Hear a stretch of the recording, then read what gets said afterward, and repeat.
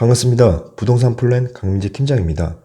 올해 2021년부터 바뀌는 청약 제도가 있습니다. 간단하게 5가지로 압축할 수 있는데, 첫 번째, 신혼부부 생애 최초 특별공급 소득 기준 완화. 두 번째, 입주 예정일 통보 구체화. 세 번째, 입주 전 하자 보수 의무화. 네 번째, 전매 제한 위반자 10년 입주 자격 제한. 다섯 번째, 수도권 분양가 상한제 주택의 거주 의무 기간 적용. 이렇게 5가지의 청약 제도가 올해부터 바뀝니다.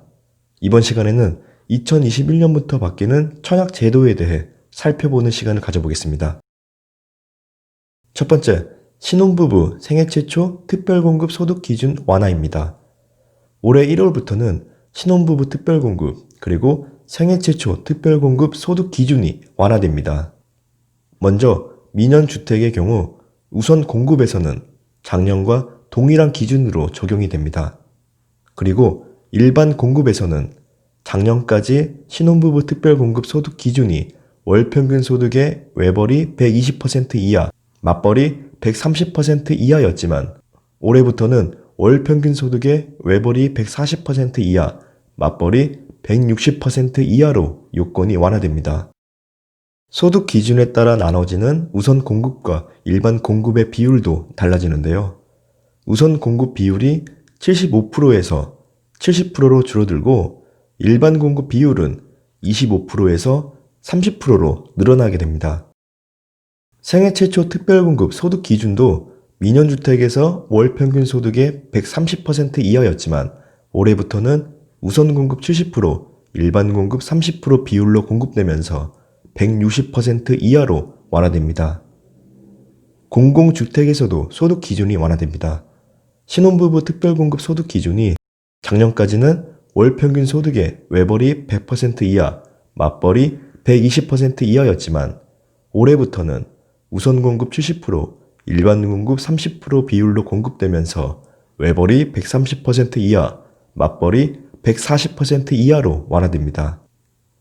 그리고 생애 최초 특별공급 소득 기준은 월평균 소득의 100% 이하에서 여기도 올해부터는 우선 공급과 일반 공급으로 구분되면서 130% 이하로 완화됩니다. 결론은 민영주택과 공공주택에서 공급되는 신혼부부 특별공급 그리고 생애 최초 특별공급의 경우 모두 우선 공급과 일반 공급으로 나눠지는데 일반 공급이 늘어나면서 소득 기준이 완화된 것입니다. 두 번째, 입주 예정일 통보 구체화입니다.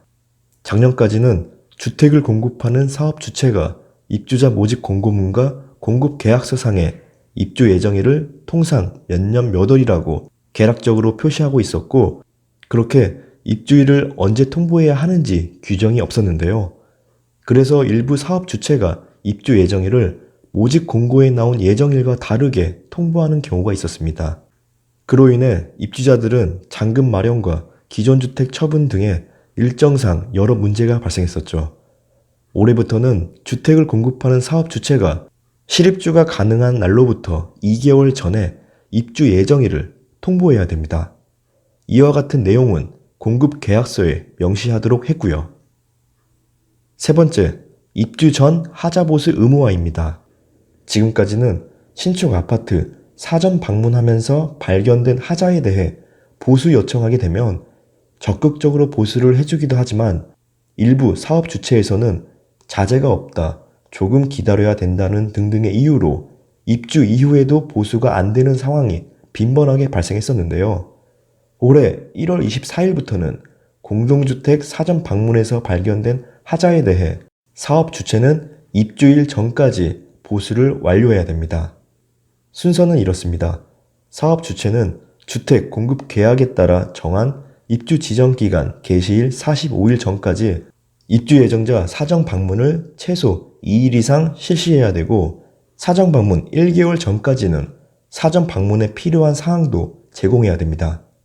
그리고 나서 사전 방문을 통해 발견된 하자에 대한 조치 계획을 수립해서 사전 방문 종료일부터 7일 이내에 사형 검사권자인 지자체에 제출해야 됩니다. 일반 하자 중에서 소유권을 차지하고 있는 전유 부분에 대해서는 입주 예정자에게 인도하는 날까지, 그리고 공용 부부는 사용 검사를 받기 전까지 조치해야 됩니다. 네 번째, 전매 제한 위반자 10년 입주 자격 제한입니다. 지금까지는 위장 전입을 하거나 임신 진단서 등을 허위로 발급받는 등 공급 질서 교란자에게만 10년 동안 입주자 자격 제한을 줬었는데, 올해 2월 19일부터는 분양권 전매 제한 규정을 위반하거나 이를 알선한 사람도 적발된 날부터 10년간 입주자 자격이 제한됩니다. 입주자 자격 제한을 받으면 청약 시스템에서 청약 신청을 할 수 없게 되고, 그렇게 아파트를 분양받을 수 없게 됩니다. 다섯 번째, 수도권 분양가 상한제 주택에도 거주 의무 기간이 적용됩니다. 지금까지는 최대 5년이라는 거주 의무 기간이 공공 분양에만 적용됐었는데, 올해 2월 19일부터는 수도권 지역에서 분양가 상한제가 적용되는 공공택지에는 3년에서 최대 5년, 그리고 민간 택지에는 2년에서 최대 3년이라는 거주 의무 기간이 적용된다고 합니다. 적용 시기는 올해 2월 19일 그 이후부터 나오는 모집 공고 단지입니다. 관련 소식은 제가 전에 영상을 통해 전해드린 바가 있습니다. 이렇게 올해 2021년부터 바뀌는 청약 제도 5가지에 대해 살펴봤습니다. 그 외에도 3기 신도시 사전 청약 소식이 있는데요.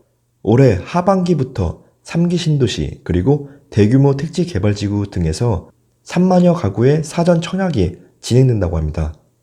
그 소식도 제가 전에 영상을 통해 전해드린 바가 있습니다. 해당 영상들도 같이 시청하시면 도움이 되실 거라 봅니다. 오늘 영상은 여기까지입니다. 끝까지 시청해주셔서 진심으로 감사드립니다.